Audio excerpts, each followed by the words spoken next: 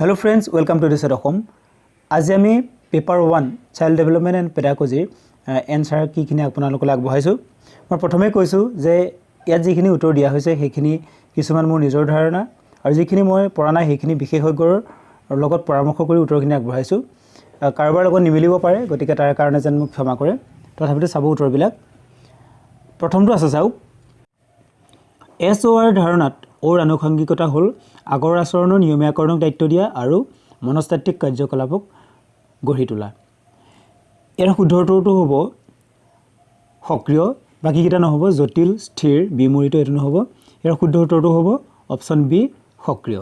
ঠিক আছে। 2 নম্বৰটো চাওক, নিদানিক মনোবিজ্ঞানৰ ব্যৱহাৰিক দিশটো হৈছে এ ব্যতিক্ৰমী মনোবিজ্ঞান, বি শিক্ষা মনোবিজ্ঞান, চি শিশু মনোবিজ্ঞান আৰু ডি গৱেষণামূলক মনোবিজ্ঞান। ইয়াৰ শুদ্ধ উত্তৰটো হ'ব গৱেষণামূলক মনোবিজ্ঞান। 3 নম্বৰ, মানসিক প্ৰতিক্ৰিয়া আৰু ঘটনাৱলী গুৰুত্বহীন বা আনকি সমূলনছে অস্তিত্বহীন বুলি কোনে কৈছিল? জং, উডন্ট, ৱাটছন, হল। ইয়াৰ শুদ্ধ উত্তৰটো হ'ব অপশ্যন বিত আছে ৱাটছন। ৱাটছনটো শুদ্ধ হ'ব। 4 নম্বৰ, শ্ৰেণীকোঠাত আচৰণগত সমস্যাৰ সৈতে মোকাবিলা কৰিবলৈ তলৰ কোনটো লক্ষ্য উপযোগী? ঠিক আছে, মই ইয়াত অপশ্যনখিনি পঢ়ি থকা নাইকিয়া। ইয়াত শুদ্ধ উত্তৰটো হ'ব option B, A B C তিনিওটাই হ'ব। ঠিক আছে, মই পুনৰ কৈছোঁ যে এইখিনি মোৰ নিজৰ ধাৰণা, আপোনাৰ লগত নিমিলিবও পাৰে, গতিকে চাই ল'ব। 5 নম্বৰ, নিম্নোক্ত কোনটো এজন প্ৰতিভাশালী শিশুৰ লক্ষ্য নহয়। এ সময়তকৈ আগতীয়া বিকাশ, বি তথ্যৰ সহজ ধাৰণ ক্ষমতা, চি বিশ্বকোষ আৰু অভিধানৰ প্ৰতি আগ্ৰহ, ডি সমনীয়াৰ লগত অসহজত সম্পৰ্ক। এইটো নিশ্চয় ধৰিব পাৰিছে, ডিটো হ'ব সমনীয়াৰ লগত অসহজ সম্পৰ্ক। 6 নম্বৰ, স্নায়ুকোষৰ ভিতৰত তলত দিয়া কোনটো উপাদানে শৰীৰৰ কোষিকতাৰ বাৰ্তা পঠিয়ায়? এত আছে গ্লিয়াল কোষ, B dendrite, C axon, D enterocyte. গতিকে ইয়াৰ শুদ্ধ উত্তৰটো হ'ব বি ডেনড্ৰাইট।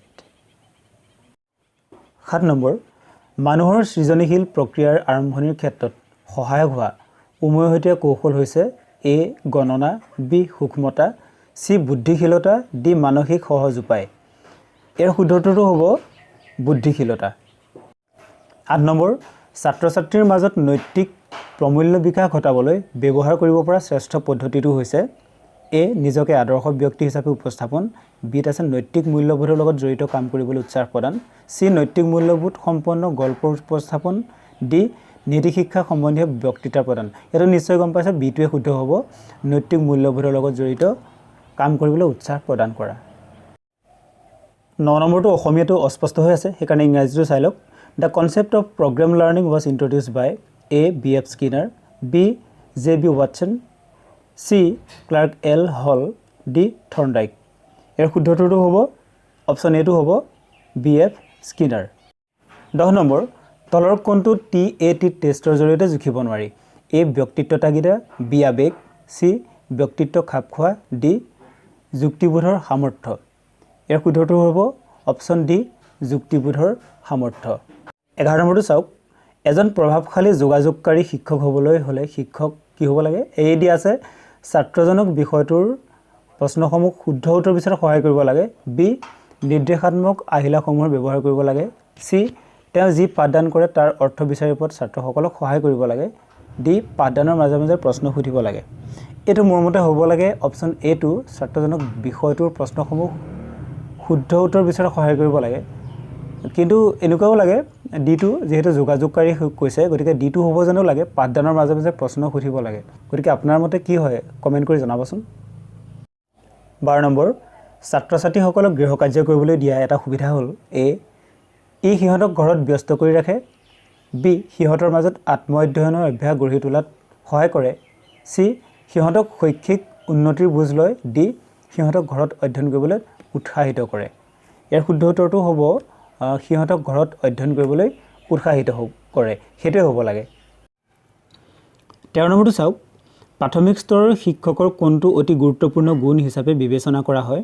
এ উচ্চ মানদণ্ড সম্পন্ন ভাষাৰ শিক্ষাদানৰ দক্ষতা এটো নহয় বি ধৈৰ্য আৰু অধ্যৱসায় সি শিক্ষণৰ পদ্ধতি আৰু বিষয়বস্তুৰ ওপৰত জ্ঞানৰ যোগ্যতা ডি শিক্ষাদানৰ প্ৰতি উৎসুকতা ইয়াত চাওক ইয়াত দুটাৰ ওপৰত কনফিউজন আছে দুটাৰ ক্ষেত্ৰত বি আৰু সি ধৈৰ্য আৰু অধ্যৱসায় এটোৱে বেছি গ্ৰহণযোগ্য কিন্তু সিটো হোৱা লিখা লাগে শিক্ষণৰ পদ্ধতি আৰু বিষয়বস্তুৰ ওপৰত জ্ঞানৰ যোগ্যতা গতিকে বেছি তো গ্ৰহণযোগ্যটো হ'ব ধৈৰ্য আৰু অধ্যৱসায় ঠিক আছে যদি আপোনাৰ বেলেগ ভাবিছে কিবা কমেন্ট কৰি জনাব 14 নম্বৰ সংবিধানৰ কোনটো অনুচ্ছেদে পিছপৰা জাতিৰ শৈক্ষিক উন্নতিৰ বাবে বিশেষ সুৰক্ষা প্ৰদান কৰিছে এটো অপচন ক'বই নালাগে 46 বিটো শুদ্ধ হ'ব 15 নম্বৰ তলৰ কোনটো কলবাৰ্গৰ নৈতিক বিকাশ তত্ত্বৰ এটা স্তৰ নহয় এ সামাজিক চুক্তি আৰু সামাজিক অধিকাৰ বি ব্যক্তিবাদ আৰু বিনিময় সি সাৰ্বজনীন নীতি ডি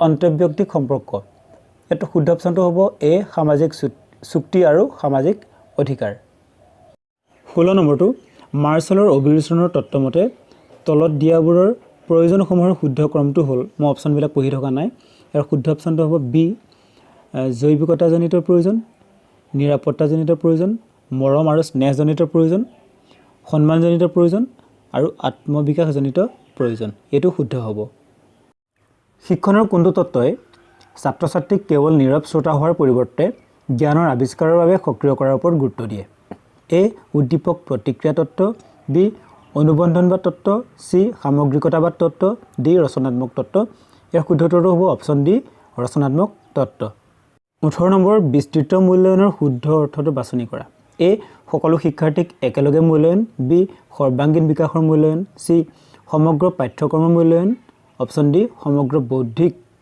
সক্ষমতাৰ মূল্যায়ন ইয়াৰ অপচনটো হ'ব শুদ্ধ অপচনটো হ'ব অপচন বি সৰ্বাংগীন বিকাশৰ মূল্যায়ন 19 নম্বৰটো চাওক ইয়াৰ অসমীয়া আৰু ইংলিছখিনি একেবাৰে অস্পষ্ট আছিল সেইকাৰণে মই বাংলাখিনি লৈছো প্ৰাথমিক স্তৰৰ মাতৃভাষা শিক্ষকৰ কোনটো কাৰণে গুৰুত্বপূৰ্ণ এত আছে এই শিক্ষাদানক সহজবোধ্য কৰি তোলে বিত আছে এই ছাত্ৰ ছাত্ৰীক বৌদ্ধিক বিকাশত সহায় কৰে সিত আছে এই ছাত্ৰ ছাত্ৰীক প্ৰাকৃতিক পৰিৱেশ শিক্ষণৰ এক প্ৰাকৃতিক পৰিৱেশ সৃষ্টি কৰে ডি ছাত্ৰ ছাত্ৰীক আত্মবিশ্বাস বৃদ্ধিত সহায় কৰে এটা এটা কনফিউজিং কোৱেশ্চন হয় ইয়াত দুইটা হোৱা লিখা লাগে এটা হ'ল ছাত্ৰ ছাত্ৰী শিক্ষণৰ ক্ষেত্ৰত প্ৰাকৃতিক পৰিৱেশ সৃষ্টি কৰা হেতু হোৱা লিখা লাগে আৰু ডিটো লাগে ছাত্ৰ ছাত্ৰীৰ মাজত আত্মবিশ্বাস বৃদ্ধি কৰে গতিকে মোৰ মতে হ'ব লাগে ছাত্ৰ ছাত্ৰীয়ে শিক্ষণৰ ক্ষেত্ৰত প্ৰাকৃতিক পৰিৱেশ সৃষ্টি কৰে এটো বেছি গ্ৰহণযোগ্য যেন লাগে আপুনি কিভাবে কমেন্ট কৰি জনাব 20 নম্বৰটো চাওক তলৰ কোনজন ব্যক্তিয়ে সৃজনীশীলতাৰ পৰিমাণৰ বাবে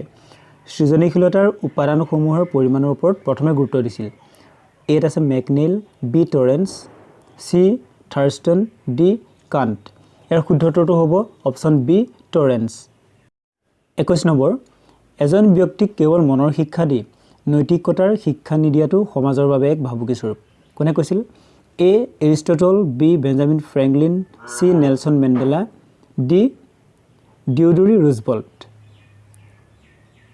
ইয়াৰ শুদ্ধ উত্তৰটো হ'ব অপচন ডি ডিওডৰি ৰুজভেল্ট 22 নম্বৰ এজন শিক্ষকে সমযোজনহীনতা শিশুৰ কিয় সহায় কৰিব নোৱাৰে এ প্ৰয়োজনীয়তাৰ ভাৱ জাগ্ৰত কৰিবলৈ সিহঁতক সৰু সৰু দলপতি পাতিব লাগে বি আবেগৰ বশৱৰ্তী হলে শিশুক নিয়ন্ত্ৰণ কৰিব লাগে সি সিহঁতক অতি নম্ৰভাৱে আচৰণ কৰিব লাগে ডি শিশুৰ অন্যান্য কাৰ্যকলাপসমূহৰ লগত জড়িত হ'ব লাগে ইয়াৰ কোনটো হ'ব মই বৰ চিয়ৰ নহয় মই এজন বিশেষজ্ঞক সুধিছিলো তেওঁ এটো বেছি সম্ভাৱনা থকা বুলি ক'লে যে প্ৰয়োজনীয়তাৰ ভাৱ জাগ্ৰত কৰিবলৈ সিহঁতক সৰু সৰু দলপতি পাতিব লাগে এটো বেছি গ্ৰহণযোগ্য আপুনি কি ভাবিছে কমেন্ট কৰি জনাব জ্ঞানৰ আটাইতকৈ ক্ষুদ্ৰ একক হৈছে এ ধাৰণা বি অভ্যাস সি চেতনা ডি উপলব্ধি এটো নিশ্চয় আপুনি গম পাইছে অপচন সি টো শুদ্ধ হ'ব চেতনা নিম্নোক্ত কোনটো ক্ৰেটছমাৰে ব্যক্তিত্বক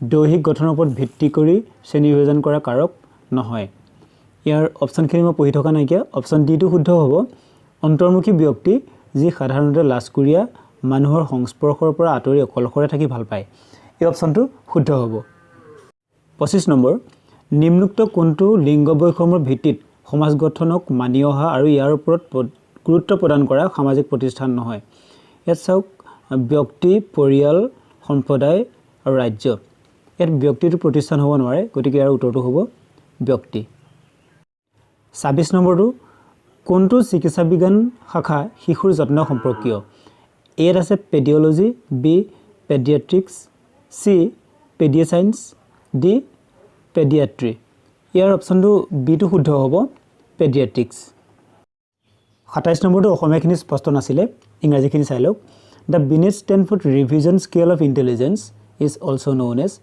এ Terman Binet test B Wechsler Binet test C Terman Merrill test D Binet Simon test ইয়াৰ শুদ্ধ উত্তৰটো হ'ব option D Binet Simon test ২৮ নম্বৰ তলৰ কোনটোৱে শিক্ষণৰ মানদণ্ড সূচিত কৰাত সহায় কৰে এ ছাত্ৰ ছাত্ৰীৰ দ্বাৰা উত্থাপিত প্ৰশ্নসমূহৰ মানদণ্ড বি ছাত্ৰ ছাত্ৰীৰ উত্তীৰ্ণৰ হাৰ চি শ্ৰেণীকোঠাত ছাত্ৰ ছাত্ৰীয়ে দিয়া উত্তৰৰ মানদণ্ড ডি ছাত্ৰ ছাত্ৰীসকলৰ মাজত থকা শৃংখলাবদ্ধতা ইয়াৰ শুদ্ধ উত্তৰটো হ'ব অপশ্যন এ ছাত্ৰ ছাত্ৰীৰ দ্বাৰা উত্থাপিত প্ৰশ্নসমূহৰ মানদণ্ড ২৯ নম্বৰটো চাওক তলত দিয়া মিলসমূহ বাছি উলিয়া ইয়াত মই ডাইৰেক্ট উত্তৰটো কৈ দিছোঁ অপশ্যন এটো শুদ্ধ হ'ব ডাইছলেক্সিয়া ভাষাগত জটিলতা ডাইছগ্ৰাফিয়া লিখন জটিলতা ডাইছপ্ৰেক্সিয়া সঞ্চালনজনিত জটিলতা আৰু ডিত থকা দৃশ্য সম্বন্ধীয় বিসংগতি লগত তথ্য আহৰণৰ জটিলতা অৰ্থাৎ A1